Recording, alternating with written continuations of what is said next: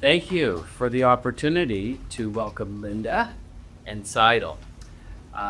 We couldn't be more excited that soon this, what it says, Spurgeon's College in London, will be changed in his first sketch because it's going to be Acadia Divinity College as of August 1st. So we are very excited.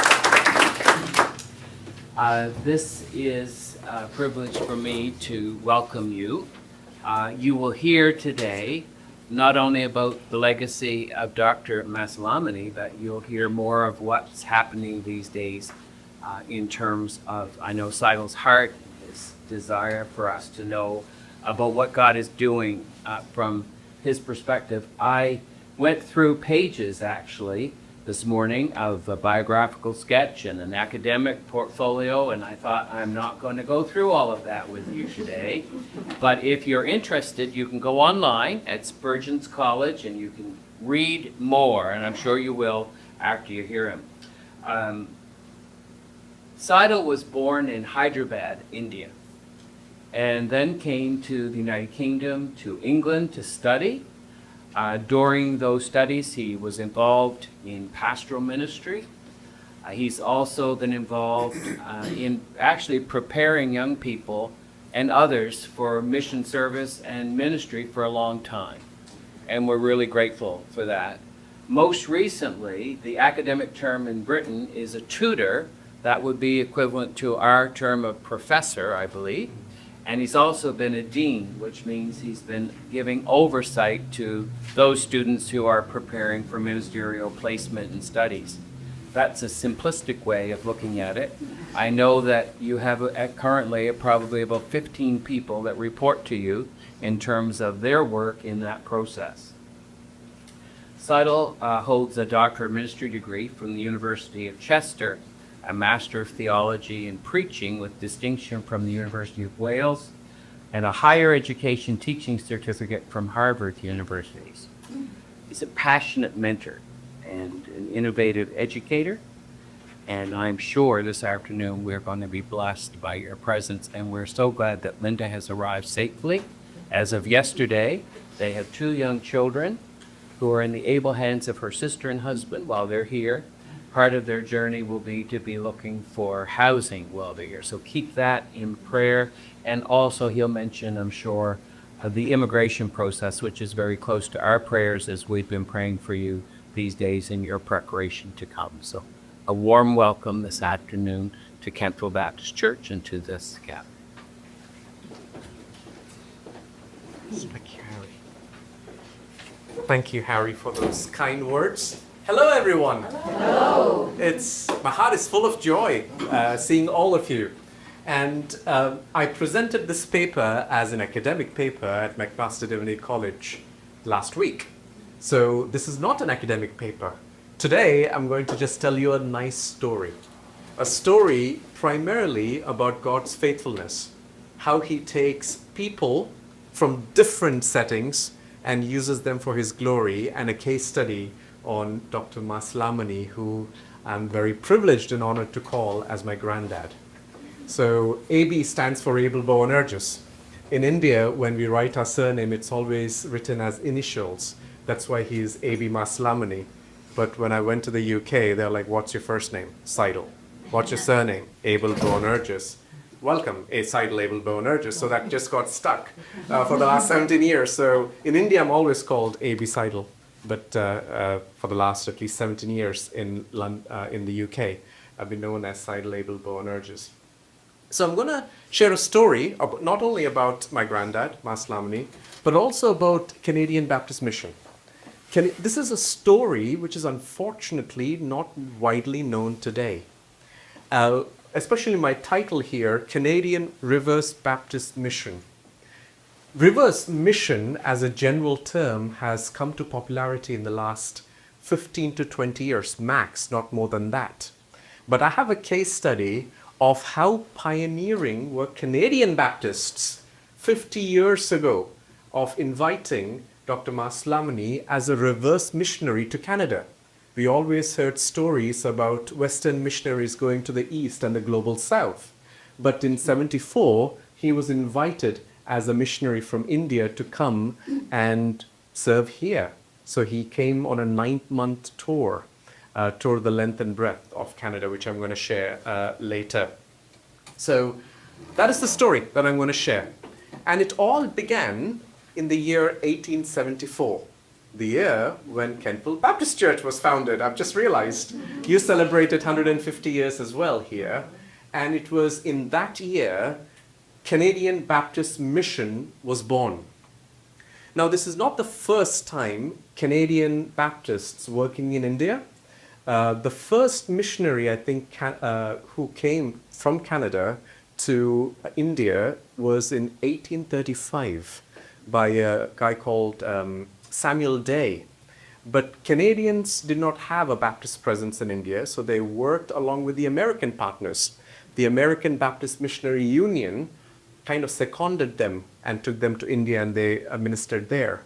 In the 1960s, another missionary couple, Mr. and Mrs. Timpany, they went from Canadian Baptist via the American Missionary Union to India, and so did John McLaurin. John McLaurin and his wife, they also went to India. They settled in the southern part of what used to be called as the Madras Presidency under the British Empire. And they settled there. And the story goes that Hindu became a Christian, and he was living in the northern part of the Telugu country. And then he wrote to John McLaurin and then said, "We need missionaries here as well. So could you please come and serve here? There's already Mr. and Mrs. Timpany in the south, so why don't you come up north and do your mission among the Telugu-speaking people who are in the north of this particular region?" So John McLaurin wrote a nice letter back to the Canadian Baptists and said, "Can I go here and set up a mission field there?" And then the Canadian Baptists back in 1873, I think, they said, "Okay, actually, why don't we form our own Canadian Baptist mission? We have been working with the American Baptist Missionary Union, but we can have our own Canadian Baptist mission presence in India." And in 1874, they went to a place, they called it Co-Canada. Today it's called Kakinada. It's just how it changed. So whenever I say Kakinada, originally it was called Co-Canada. So John and Mary McLaurin from Ontario, they arrived in Co-Canada and set up the Canadian Baptist Mission. And that's how it started in 1874. And then there's a website called Canadian Baptist 150, which was set up last year for the 150 years of the Canadian Baptist Mission. You can read lots of history on there. I will mention some later. Oh, there you go. Here is the original Indian telegram that was sent to John McLaurin. It says, "Go to Co-Canada on the basis of your letter and send resignation." So based on that, John McLaurin and his wife Mary McLaurin became the founders of the Canadian Baptist Mission to the Telugu people, Telugu-speaking people. And then here is actually an amazing book written by Emma Orchard. It's called The Enterprise. If you can get your hands on that copy, please do read that book. It's fantastic. It covers the story of Canadian Baptist Mission in India from 1874 to 1924. Now, how many years is that? 50 years? Around that. So 50 years of the Canadian Baptist Mission. There are not that many copies left. I read one copy at McMaster Library, but it has amazing pictures as well, alongside all the wonderful history. So this is the map from that book, Canadian Baptist Foreign Mission Field. Originally, it started around here, and then slowly it spread to the north of the Telugu-speaking state. They used to call them Northern Sarkars. Sarkar is a Hindi word for government. So the northern kind of states, that's what it means, Northern Sarkars. So Canadian Baptists did some fantastic ministry there. They founded, of course, churches. This is a Telugu chapel. You can see it's still called Co-Canada in that book.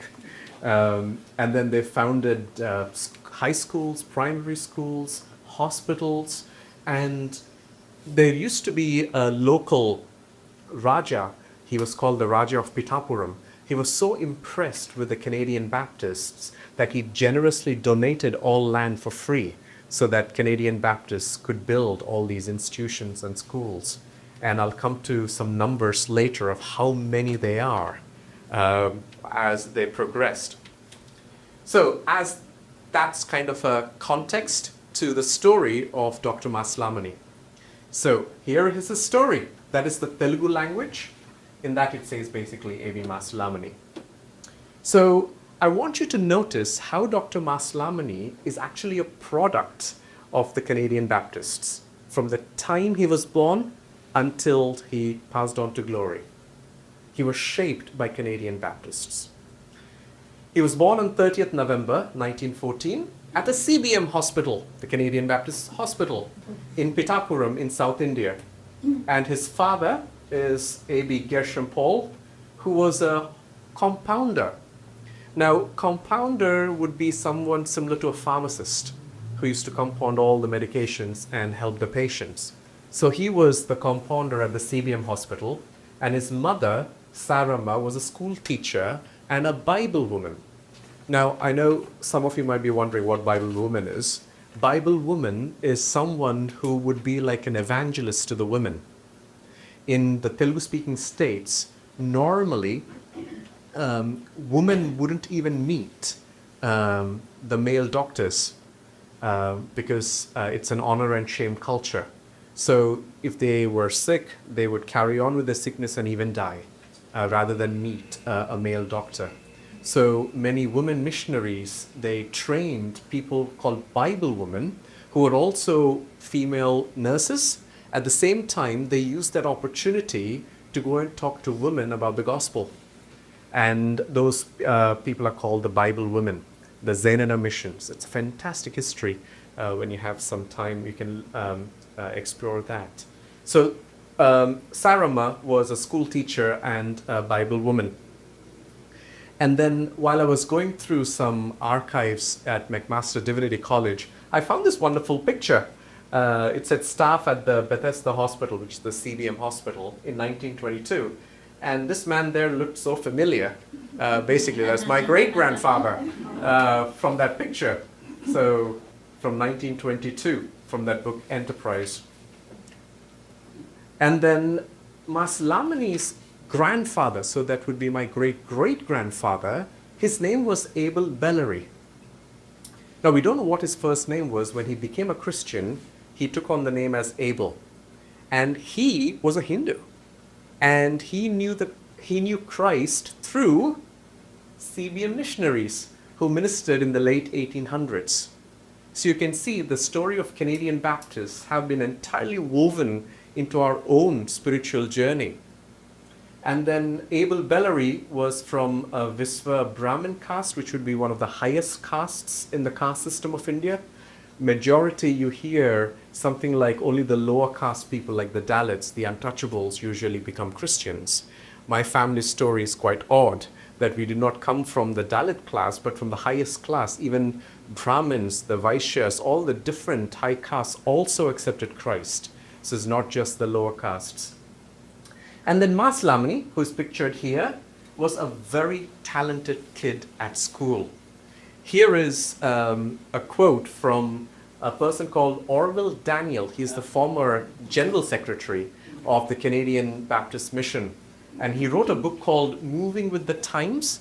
That is the centenary, 100 years of Canadian Baptist Mission. So he published that in 1974. And in that, he mentions this. So Masilamani went to the McLaurin High School, founded by Canadian Baptists. And he says, records during years of schooling showed him, Masilamani, to be a young man of high intelligence. He was endowed also with a gracious personality. As Masilamani grew at the high school, and then he was sent, he had his calling to become a God's servant, a pastor. So he was sent to a seminary called the Baptist Theological Seminary, started by the Canadian Baptists. And there used to be a degree called licentiate in theology which qualified candidates to do the Bachelor's in Divinity at Serampore, which was founded by William Carey. It was quite far away, but it qualified them to do the BD. Because after high school, he went to this Baptist Theological Seminary, did an LTH, and here are the tutors that trained him. There are some very famous Telugu Baptist leaders, M. Theophilus and C.H. Bhanumurthy. So Bhanumurthy was the principal when Granddad studied at the Baptist Theological Seminary. As soon as he finished his LTH, he became a pastor of a very small church in Alumore, a village in Pittapuram. Pittapuram was already a village, but within that, it was a tiny little place called Alumore. And you can see a little small village house in Pittapuram. And he became a pastor there, and majority of his congregation were from the lower castes. So the Hindus from the high caste always looked down on that church. No one wanted to associate with that church at all. But Masilamani had a talent. He used to play something called as a harmonium. He used to play that beautifully. And sometimes he used to, just sit outside here, and he used to play some movie songs or some other songs. And the high caste Hindus absolutely loved it, because with the melody that he was playing with. And then slowly he moved from that to Christian songs. And they still love these songs and his tunes. They used to often sit at a distance and watch him play and listen to the music. But that helped him to build a bridge. And then it went to such a state that these high caste Hindus not only became Christians, but they also gave a land to build a church there. So God really blessed him. That is him in 1945. He would have been slightly younger when he was in Alumore. And then the next step was Bachelor's in Divinity.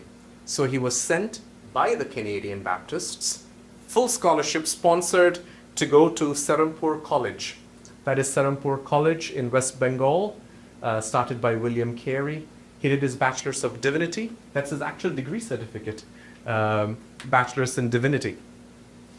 And then while he finished it, he was quite intelligent. He stayed there, and he did a Master of Arts as well, which was awarded by the University of Calcutta, which is now Kolkata. Now, as soon as he finished his BD and his MA, he came back to Kakinada, and then he became a professor at the Baptist Theological Seminary, where he studied. So this is a faculty picture. So these are the faculty members, and that is the principal that I mentioned, Bhanumurthy, who was his tutor. And here you can see Dr. Masilamani with his new wife, Vimala Masilamani. So they were just married, I think, a year or two, while he was married before he went to Serampore. And then he became a faculty member. Now, Shetty Bhanumurthy, he was retiring. And then the board unanimously elected Dr. Masilamani as the next principal of the theological seminary. But there was a problem. He did not have a master's in theology. He had a Master of Arts degree, but he did not have an MTH. So the Canadian Baptists sponsored him to come to Canada, to Emmanuel College in Canada. There you go. Which is even today, it's a United Baptist College, I think. Someone asked me a question why he went to Emmanuel and not to McMaster or Acadia. And I have been told there was no master's program back then. And that's why he went to the Emmanuel College, and that is his MTH degree. Now, before he went to Canada, he came to Canada here, he was already known to the Canadian Baptists. This would be in 1952. So he was known how?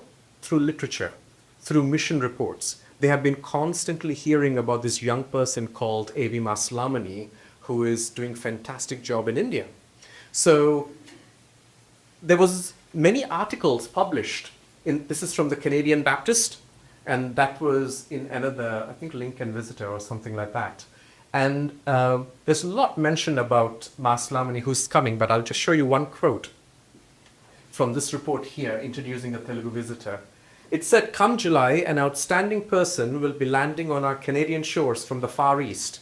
His coming is of peculiar moment to all Canadian Baptists, for he is no less than the Reverend A.B. Masilamani, a fellow Christian and a fellow Baptist from the Telugu country, India." And then on this, let me see if I can see this. It said something like, "He will be available for pulpit supply and addressing missionary meetings of all kinds. We hope full use will be made of this fine young representative from our Indian convention." And they did.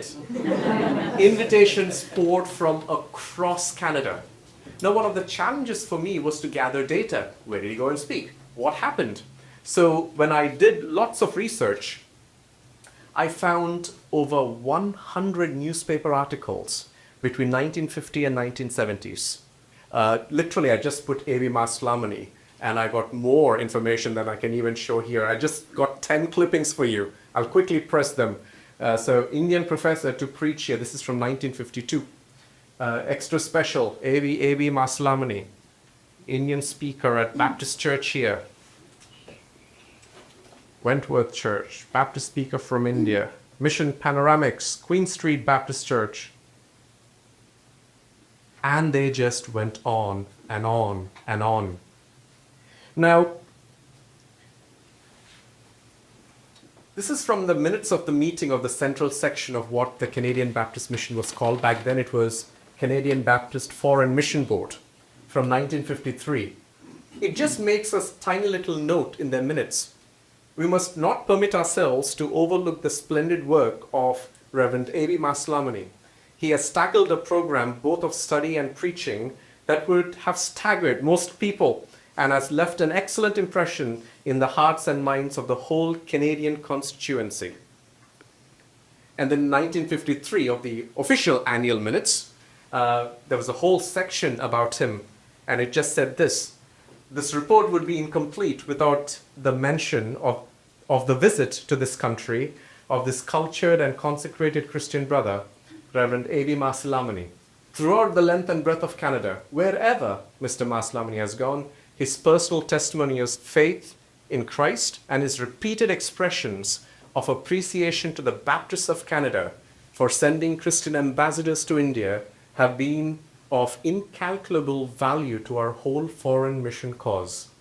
The people of our churches have taken Mr. Masilamani to their hearts, and the inspiration of his addresses, together with his gracious personality, have endeared our mission in India to all Canadian Baptists more than ever. We therefore express our gratitude to Mr. Masilamani for his visit and wish him God's richest blessing as he turns his face homeward." So he went back to India in 1953, and he became the principal of the Baptist Seminary in 55. And then here is a quote from Orville Daniel, actually. It says, "Through the years, Masilamani has been constantly growing in stature and in the esteem of Baptist churches of the Northern Circus. It was natural that he should be elected the president of the convention, an office which he held with distinction." So the Telugu Baptists formed a convention called CBCNC, Convention of Baptist Churches of the Northern Circus, in 1959. In 1959, these are staggering numbers. There were 139 Baptist churches, 88,000 Telugu Baptists, 1,119 institutions, which would be schools, hospitals, colleges, nursing institutions, 1,119, and over 22,000 students studying in these institutions, and 1,000 patients each year, and the missions reaching 8 million people every year. That's how big the CBCNC convention was, and he became the president of the CBCNC. Later, he became the auxiliary secretary for the Bible Society of India, and then in 1970, people were inviting him from all over the world, and it was becoming very difficult for him to hold this role and go and speak there. So he became independent evangelist, which would have allowed him to travel wherever in the world in 1970. I said that until 1990 because he passed away in 1990, April 5th. Masilamani has been known as a renowned Christian author and a lyricist. He's known as the kind of mix between John Wesley and Charles Wesley. He not only can preach, but he can also write songs. Today, I think there are around 75 to 80 million Telugu Baptists all over the world. From my generation onwards, everyone would know him. Even younger generations would know him because he gave a song called Nadipinchunanava, which would be like the Amazing Grace for the English-speaking world. There's no one who wouldn't know that song. So he's well known within the Telugu Baptists as an author and a lyricist. Now, I'll just read one quote here. This is a Baptist history, Telugu Baptist history theologian who said, with his versatile gifts, Masilamani profoundly, actively shaped the faith of the Telugu Christians for more than 4 decades in independent India. Masilamani's flair with wordplay continued late in life, resulting in 44 hymns, 10 of which are listed in the Telugu Christian hymnal. Masilamani was a very good friend, colleague, and translator for many key personalities, 2 of them being E. Stanley Jones, who's a Canadian Methodist missionary, and of course, Billy Graham. We all would know him. Granddad invited Billy Graham many times to India to come and conduct the crusades, which he did. And he was his translator whenever Billy Graham was in India. And now, before I move to the 1974 story, I want to show you some pictures of some fantastic missionaries that came from the Canadian Baptists from Canada to India and did mission there. So this is from 1974, Canadian Baptists active in India. I'm just going to show you some pictures, see if you can recognize them. I'm going to zoom them up for you. I'll just read their surnames. Antrobus, Bars, DeLongs, and Fosters. You can see some notes. The Knights, MacDonald, Rudds, and Rushtons. The Cans, Roger and Sadie Can. I had the privilege of meeting them yesterday. No, 2 days ago. I spent a whole afternoon with them. Wonderful couple. Gordon and Muriel Carter, the Gills, the Gullisons, the Mathesons, McNallys. We have Heather here, Heather's parents, Hugh and Shirley McNally. Wonderful couple that worked with Granddad directly. And I had the privilege of having dinner with John and Catherine McNally, Heather's brother. The Vandricks, the Walcogs, Chase, Hayward, the Penners, Waldo and Waldo Penners, they ministered there in the Wolves there. And this is a missionary station map from 1974 when the centenary happened. And you might recognize some familiar faces here. Again, the Carders, Dorothy Timpany, Cooper, Gordon Bars, the Rudds, Vishakhapatnam, you can also see where they were placed. And we have a very familiar person here who went as a missionary. And she's there! How wonderful! I was delighted when I heard that you were coming, Muriel. Thank you so much for coming. There you go. So, 1974, very quickly, what happened in 1974? Canadian Baptists celebrated 100 years of Baptist mission, not only in India, all over the world. By then, there were missionary stations in Zaire, in Bolivia, in many other places. At that time, the Canadian Baptists, I think, came up with a brilliant idea. It was called the Great Things Project. Now, this was the time where general and missionary studies all around the world, there was something called everyone from everywhere to everywhere. At that time, mission was mostly from the west to the non-western parts. But then they realized actually people from the east and the global south can also teach us. So mission should be from everywhere to everywhere. Many Baptists would love to talk and talk and talk and talk. But Canadian Baptists actually did something.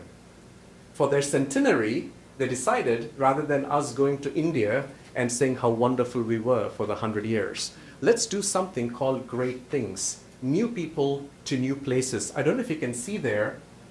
Now we have George Rocher went from Canada to Zaire, Joao Matawawana. He went from Zaire to India.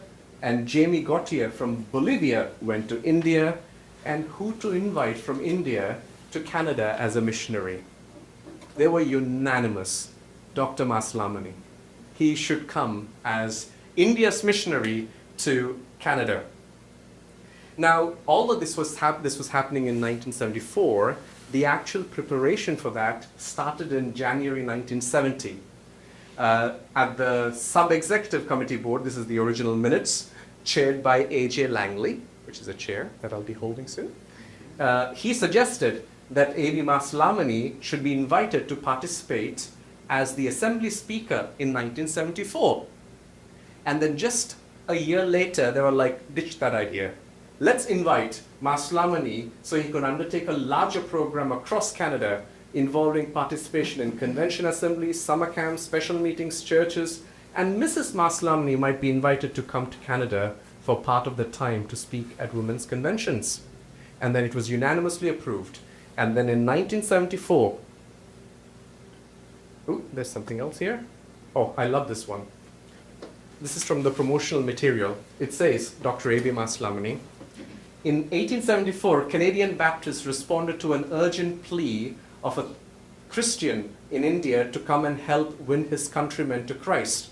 Now, 100 years later, Dr. A.B. Masilamani, as an Indian Christian, responds to a Canadian request to come and minister to Canadians. As you can imagine, newspapers were filled even before he arrived. So these are some of the newspaper clippings that I'll show. This is from the promotional material, India's Missionary to Canada during 1974. Be sure to hear him when he comes to your area. Again, very quickly, many Baptist magazines also covered them. India sends missionaries. And every convention, the Atlantic Baptist, Ontarian, Quebec, Western Canada, all invited Dr. Masilamani as their convention speaker and Bible teacher. And he traveled the length and breadth. He was there for 9 months. So he traveled the length and breadth, that is Dr. Masilamani and his wife, Vimla Masilamani.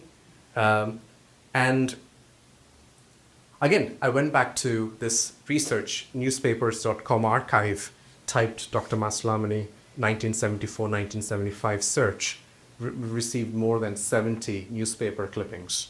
I just put like 10 of them again here. You can just see them. Speaker from India at First Baptist. A Christian from India on a mission to Canada. Missionary to Canada. Christianity is the highest discipline. Hyderabad missionary lectures here. Ranch for Christ host program by Asian guest. Masi, as he's called. Here, Reverend A.B. Masilamani, speaker from India at rallies, gifted hymn writer, God on the move. And A.B. Masilamani, even today, is called as India's Billy Graham. Because he went literally all over India taking the gospel to hundreds and thousands of people in India and all across the world.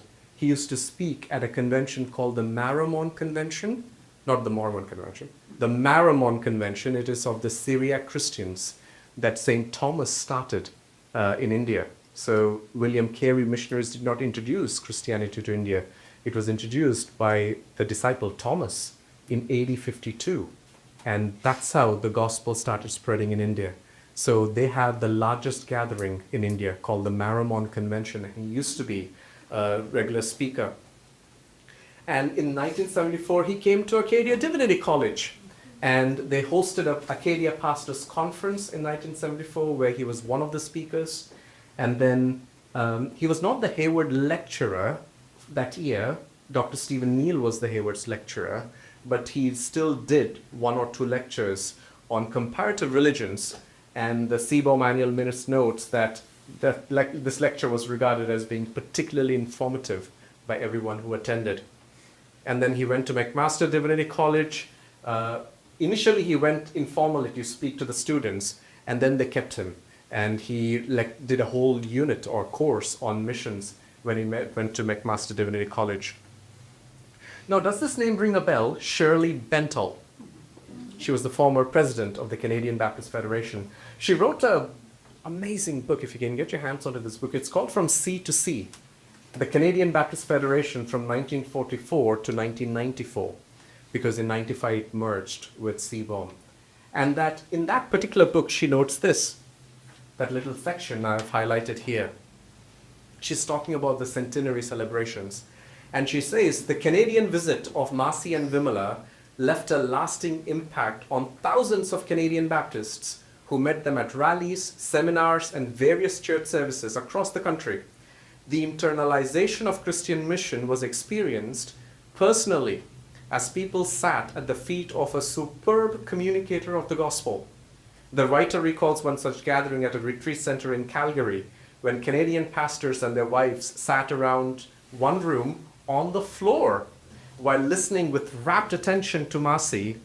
Now here is the key bit, a reversal of traditional roles. And the Great Things Project was a financial success, providing funding for other programs. John Keith was the general secretary of Seabaum at that time, and he says, he writes a letter to Masi in January 28, 1975. He says, reports as far away from Indonesia indicate that people in Canada are writing to our missionaries telling them what a blessing it was to have ministries in Canada from Masi and Vimala. The impact you have made upon our country and our churches has been an important contribution to the Lord's work here. And then there are plenty of yearbooks, all convention yearbooks, just mention about how the visit of Dr. Masilamani as an Indian missionary to Canada was so impactful.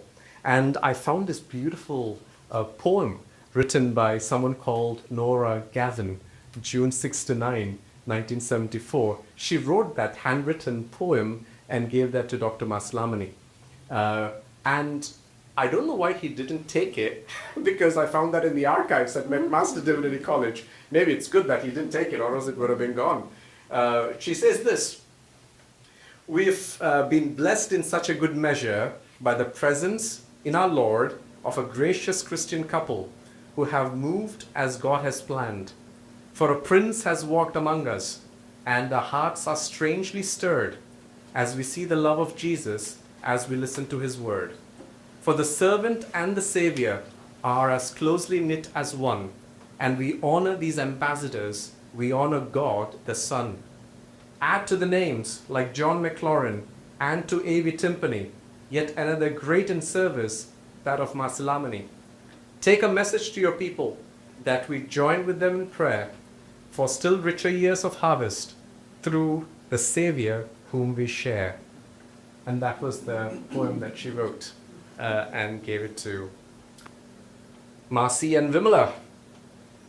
And then, this will be again a repetition, but I want to read here. After that impactful trip, an honorary doctorate in theology was conferred on Masi by McMaster University in recognition of his leadership in India and his contribution to the life of the church in Canada.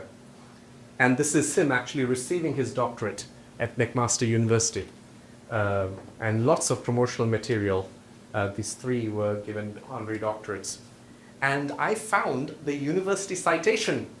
It's a very long citation, but just look at this.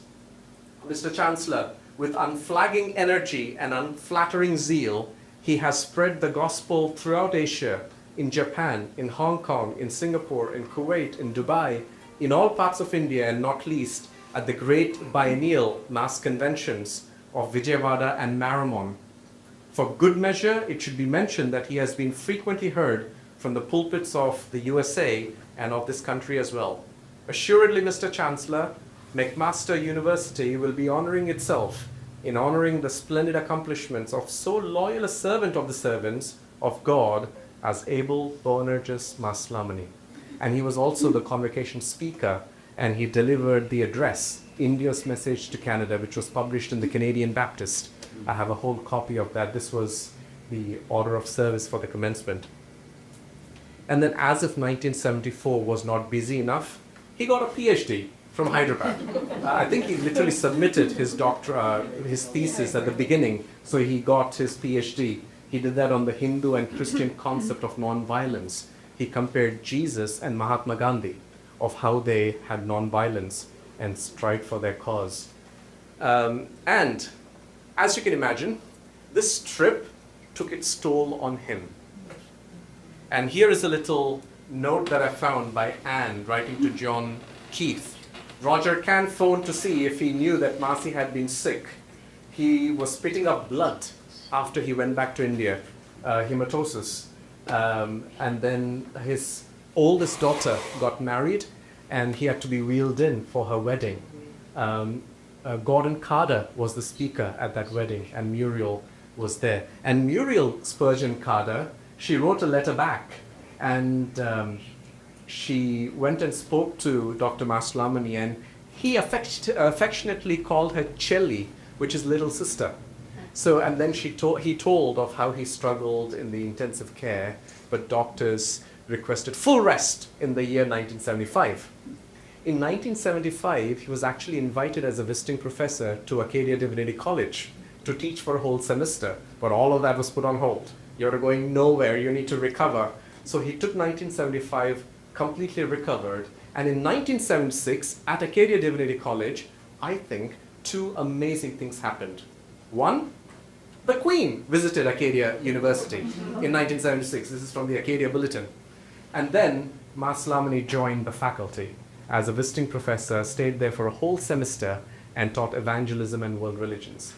At which point, there was one student doing an MDiv there, our dear Dr. Hari Gardner, who was a student under Grandad, which was wonderful. He delivered the Hayward Lecture Series, the talks on the action and reaction of the Christian gospel. That picture there is actually him lecturing at Acadia Divinity College. I found that picture in the archives here. So this is like very precious. And then here is a quote from Harry. His presence as well as the content of his lectures are memorable. I recall him as a soft-spoken, gentle, a wonderful listener and a loving communicator. He was interested in the lives and ministries of students. One got the clearer impression that this man walked with the Lord, and I recall specifically his focus on prayer. And one more quote, and I will close this. Mark Crosby. Mark and Beth Crosby, they attend Wolfville Baptist Church. I met them 2 weeks ago. They were also students at the same time, and this is what Mark says. At Acadia, Dr. Masilamani was the first evangelist I encountered who didn't shout or aggressively push the gospel. Instead, he spoke with wisdom, calmness, and a genuine love that made the truth compelling. During the 1970s, a time when Eastern spirituality and transcendental meditation were deeply influential in Canada, Masilamani showed us that the gospel could speak meaningfully to both Eastern and Western spiritual longings. And I have many quotes from some of their former students. Does anyone know Glenn Berry? Yeah. Glenn Berry, son of Bob Berry, who was the former general secretary. He's now a faculty member at Acadia Divinity College. Very soon he'll be my colleague. He used to call him Uncle Masi because some of the time, I think 3 or 4 months, he stayed with their family. Glenn was 8 years old in 1974. And he says, beyond noticing his fame at every church where he spoke, I remember best Uncle Masi, who would ask me questions about what I did in school each day. And he told me stories about his children back home in India. Despite his popularity, he made a point of connecting with everyone, whether you're a child or an adult. He spoke to you personally and cordially. That's what he said. So, and some more notes, but here is a beautiful story of someone who has been shaped by the Canadian Baptists from the time he was born, all his education, and then he came back as a reverse missionary in the 70s, or even the 1950s, 60s, and 70s, and impacted Canadian Baptists like no other Indian. And then he went back, and after his trip in 1976, I think he came back almost every other year, doing something or the other, either in the States or in Canada. Whenever he visited States, he always stopped by in Canada. And then he ministered here for maybe a few weeks and then went back to Hyderabad, India. And as a kid, I have heard all these stories, but never got an opportunity to present them. And so here is the story of Dr. Masilamani. And now I'm so thankful to God in his infinite wisdom. In the year of 151st year of Canadian Baptists, like Granddad, I'm coming to Canada to take up the post at Acadia Divinity College and to train, mentor, and nurture the next generation of Baptist leaders in the Atlantic province, which I take as my honor and my privilege. Thank you for listening, and God bless you.